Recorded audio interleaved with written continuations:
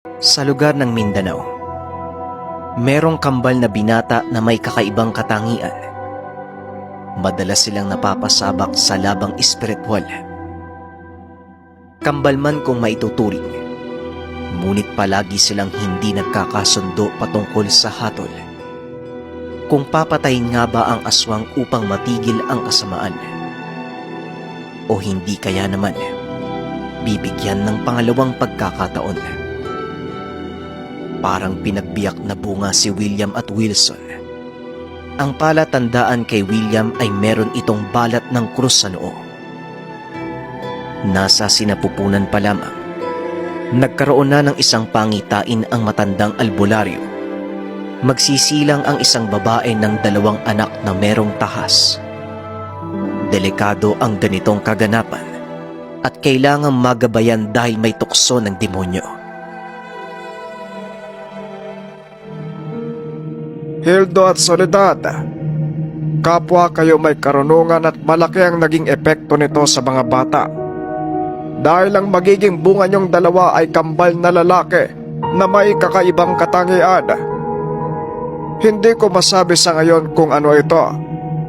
Malalaman na lang natin sa oras na maisilang hanggang sa magbinata.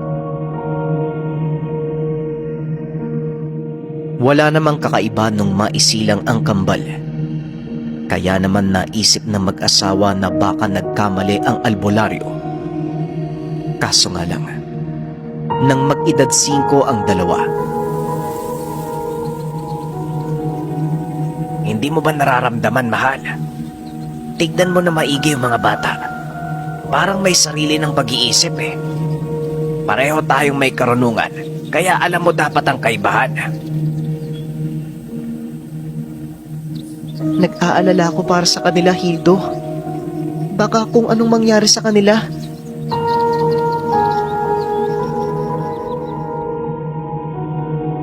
Habang lumalaki ang kambal, lula nila ang gabay ng mga magulang. Ngunit palaging hindi nagkakasundo ang dalawa.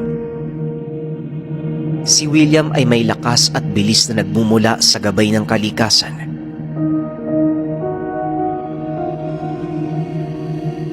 Habang si Wilson naman, buwan ang pinagkukunan ng lakas.